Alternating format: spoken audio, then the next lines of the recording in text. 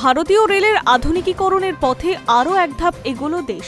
সম্প্রতি দেশের প্রথম হাইড্রোজেন ট্রেন চালুর ঘোষণার পর এবার বুলেট ট্রেন প্রকল্প নিয়ে বড় আপডেট সামনে এলো। বহু প্রতীক্ষিত এই হাই স্পিড রেল পরিষেবা চালুর কাজ দ্রুত গতিতে এগোচ্ছে বলে জানা গিয়েছে। সবকিছুর পরিকল্পনা অনুযায়ী চললে 2027 সালে দেশের প্রথম বুলেট ট্রেন পরিষেবা চালু হতে পারে।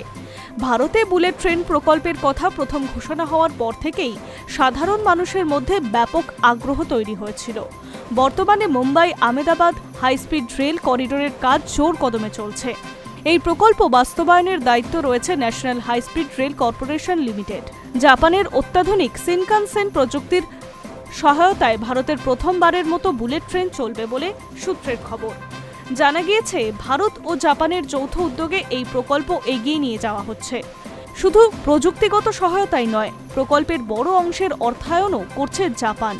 বিভিন্ন প্রতিবেদনে উল্লেখ করা হয়েছে, এই প্রকল্পে জাপান প্রায় 80% পর্যন্ত আর্থিক সহায়তা প্রদান করছে। অন্যতম কম সুদে বিপুল পরিমাণে ঋণও দেওয়া হয়েছে, যাতে প্রকল্প বাস্তবায়নে কোনো বাধা না আসে। এছাড়া ভারতীয় রেল কর্মী ও ইঞ্জিনিয়ারদের উন্নত প্রশিক্ষণ দেওয়ার কাজও চলছে। ইতিমধ্যেই বহু ভারতীয় প্রকৌশলী জাপানে প্রশিক্ষণ নিয়েছেন এবং আরও অনেকেই প্রশিক্ষণ প্রক্রিয়ার সঙ্গে যুক্ত রয়েছেন।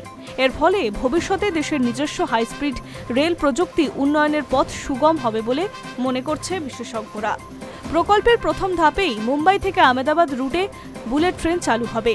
এই করিডোরে মোট 12টি স্টেশন থাকবে। স্টেশনের মধ্যে রয়েছে মুম্বাই, থানে, বিরার, বৈসার, ভাপি, বিলিমোরা, সুরাট, ভরুচ, ভদোদরা, আনন্দ, সাবরমতি এবং আহমেদাবাদ।